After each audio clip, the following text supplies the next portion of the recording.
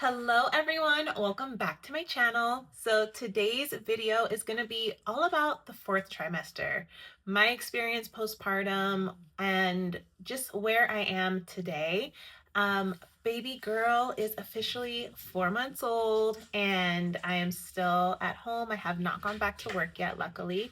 She's taking a nap right here on me as I film this video, and I've been putting off filming for a while with, life happening and just being postpartum. I'm just trying to be as authentic as possible. So I'm not dressed up. I don't have the best lighting. My dogs are going to be walking around in the background. Baby girl might wake up, but this is my life right now. My mom and my son are at school. I felt like I had some time to do this video and I wanted to continue to create some content. So here is my fourth trimester video. First things first, if you haven't watched the birth story, go back and watch the birth story of baby girl. She is here, she is healthy, she is doing great. Mommy, myself, I am doing great as well. I did take the first 40 days of rest after delivering Solene. It was very important for me to take some time to just like rest and recover.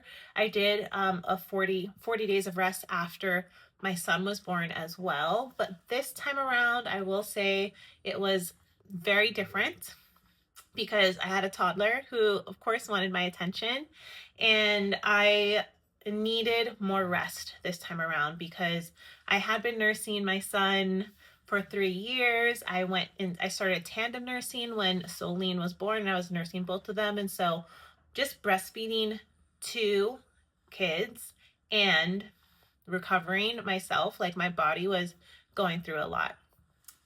So I made sure to rest and recover as much as possible. The first 2 weeks, I literally laid in bed, laid on the sofa, asked my husband and my mom for as much support as possible those first 2 weeks, just trying to allow everything on the inside to go back to normal as quickly as it could as possible. And I didn't want to overexert myself. Something that I found out later that I'll get into a little bit after, but this pregnancy I did have recti-diastasis, which is where my abs were separated more than they should have been. And so I am still working on that now, but it is something that initially I was like, wow, I don't remember it being this hard to get up after my first pregnancy. And this time around, knowing that my abs were separated, it makes a lot more sense now. So I did do 40 days at home, and I did not leave the house except for doctor's visits, either for myself or for baby girl. And I did push it one day when we did her newborn photo shoot. I really wanted to get some good photos of her when she was a newborn. With Luca, I think we waited till he was like 2 or 3 weeks to do his like newborn photo shoot, and he wasn't able to do like fit in the clothes and do all the poses that I had wanted him to do. And so I'm like, okay, this time around I want to do it earlier on. And so we did, and I definitely pushed my body further than I should have that day that we did her newborn shoot. We did it, I believe, at like 4 days postpartum, like 4 days after she was born. And my body, when we came home from that photo shoot, was so drained and so tired. So I'm so happy that I listened to my body every other day except for that day, and took the rest that I needed to recover and to just like heal. Yeah, it was very much needed.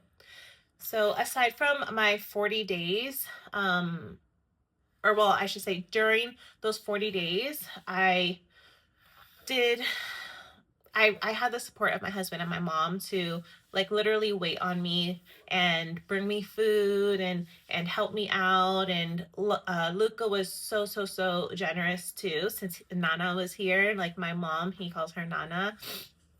Since she was here, like she was such a big help, just taking care of him and like keeping him entertained so that Steven, my husband, could make food or like help help out with like the cleaning around the house or whatever it needed to be. So it truly does take a village when it comes to this, and having your village in place for postpartum, that is what helped me get through it. So I highly, highly recommend that you have someone to support you aside from your partner, because if you can, because that extra set of hands just comes in handy, especially if you have another kid that needs attention and love. So whether it's hired help, whether it's a family member coming to stay with you, figure out what you can do. Because if I did not have my mom here, in addition to my husband, things would not have gone as smoothly as they did. So after those first 40 days at home, we did start to do like little things like walking around the neighborhood and like trying to get out when needed. Did not push it at all, but like we went to our first outing as a family, finally. And so it was really nice to have that experience.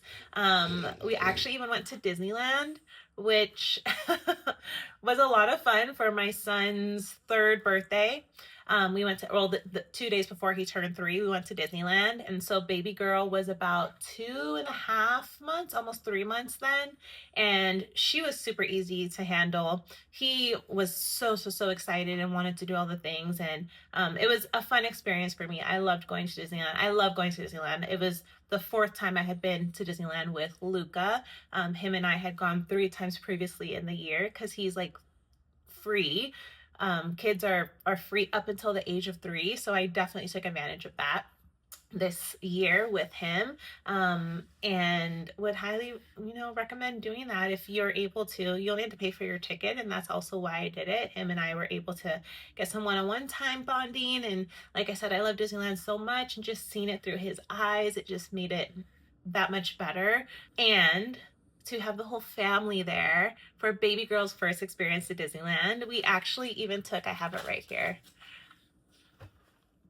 we even did a silhouette, if you can see how awesome. This is the silhouette of us. And I was like, oh, why is he doing me like after my husband? And it's so like he could get my hair.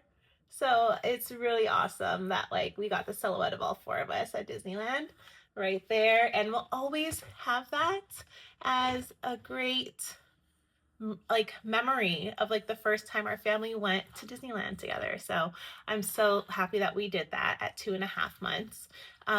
Something that was very different this time around for me than the first time was when I stopped bleeding. And so for all of you mamas who are first time moms, know that you're going to bleed for a very long time after you have baby. With my son, I bled for, I want to say like 10 weeks. At my 6-week checkup, I was still bleeding. And then I had, the doctor's like, oh, like by 8 weeks, like, like let me know if you stop bleeding.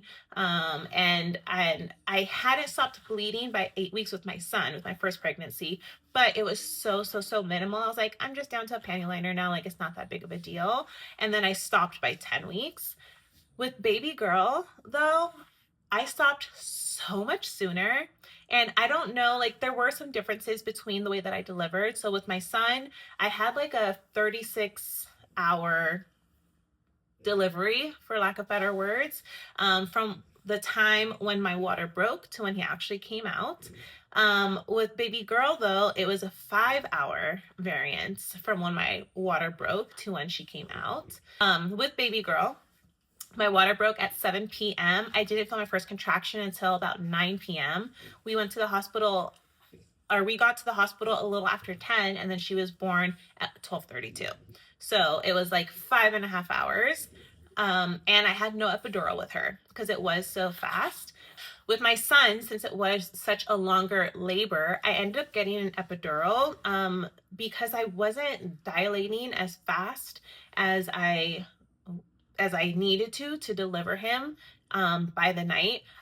With my son, we also got to the hospital around 10 p.m.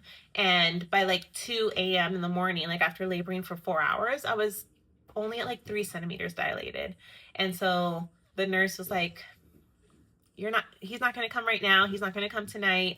If you want to get some sleep, I was so tired and I couldn't sleep because the contractions, kept me up. She's like, if you want to get some sleep, take that epidural. And I was like, okay, fine. Like, I'll take that epidural to get some sleep. And sure enough, was able to get some sleep. He didn't come until the next night though. So he came like 24 hours after that. And it yeah. So I don't know if that had anything to do with why I bled more with him than with her. If it was because he was my first, she was my second, my body already knew what was going on by the time I had her. And so maybe that's why I stopped bleeding so much sooner. But I stopped bleeding at 6 weeks with her, literally to the day, 6 weeks. And after 2 weeks, I was able to go from like a pad to a panty liner. And with my son, like I had to like wear a full pad for 6 weeks. And so, yeah, it was very interesting that it was so different. And yeah, I don't plan on having a third, but if I have a third, I would be interested to see if I stopped, like, what that would look like, what that healing process would look like. And so also knowing that like these 40 days that I stayed home to like just rest and recover, I took it so much slower than I did with my first pregnancy. With my first pregnancy, I felt like I had to get up and like start doing things sooner. I, didn't have it to compare anything to. Like pregnancy, when you're a first time mom, like you don't have anything to compare it to. So I was like, oh, like after a week, I'm like, okay, like let me get up, let me, start to do things, let me start to help out. And for the second time around, I was like, no, no, no. I went too fast that first time. This time I'm going to take my time and use the support that I have, not try to be Wonder Woman. And I'm so happy that I did that. And so I stopped bleeding at 6 weeks with baby girl. I met with a physical therapist and a regular therapist around 7 weeks, that we could start sessions at 8 weeks. Now, I had signed up for both of these therapies prior to delivery, just in case, because I'm like, I don't know what's going to happen this time around. I didn't have postpartum depression or anything with my first child, and I wasn't sure if I was going to have it with my second, but I just wanted to sign up for these services just in case. And they were free because I'm a Black mama in Los Angeles. So if you are in the Los Angeles area, there are 2 organizations that I highly recommend you look up now if you are pregnant. Even if you have already delivered your baby, still look them up and like reach out and get these complimentary resources. BMHCE.org is the first site to go to sign up, and it stands for Black Maternal Health Center of Excellence, and it's from the Charles R. Drew University, which is like really, really close to like it's like in like Inglewood, Compton area. And I got a lot of complimentary resources from them, and these 2 were specifically from them. So I was able to get 6 complimentary physical therapy sessions plus like an intake, and 12 complimentary therapy sessions. So my mental and physical were being taken care of. And I did not know, like I said earlier, if I was going to need them, but I 100% signed up for them just in case. And I'm so happy that I did, because my abs were separated. So the physical therapy 100% helped me there. And in going through my therapy sessions, I wasn't, diagnosed with postpartum depression or anything like that, but it did uncover a whole lot of things from my childhood and like my inner child that I needed to heal. Now that I'm a mama to a girl, a mama of 2, and have gone through, a couple years of motherhood, there were some things that I had blocked out that I needed to talk to a third party about in order to move forward as a mom, as a wife, as a daughter, like just all of those things. And so I highly recommend signing up for those. And then I also, the other organization is Black Infant Health, BIH. And through that organization, I joined an in-person postpartum group. It was like a 10-week postpartum group, and I absolutely loved it. I was able to connect with mamas who were in the same season of life as me, and either they were first time moms or second or multiple, like they had multiple kids, and it was nice to just talk to other moms who were going through what I'm going through when I'm going through it. Like moms, if you're a mom out there, like sometimes you feel like you're in the trenches and you're alone, and so having that postpartum group or that group of moms to support you is just phenomenal.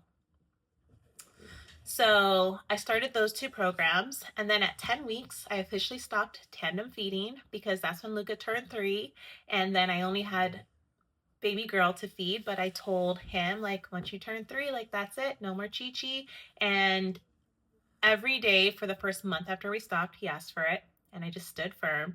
And now he'll ask for it like every other day. But we are literally a month and a half out of him nursing, and he thinks about it, but I've stayed strong and he hasn't nursed since his 3rd birthday, so I'm very proud of that. So I'm currently still going through a lot of like hormone shifts and things like that, and still juggling, wearing all the hats, mom being, if I put down one kid, the other one wants to get picked up, or if one falls asleep, then the other one wakes up. And so I'm still figuring out how to handle all of that, but I feel like I'm doing good, and I'm so happy with how this 4th trimester has gone. So I just wanted to share that with you. Thank you for tuning in today, and if you have any questions, be sure to post them down below. All right, I'll talk to you later. Bye.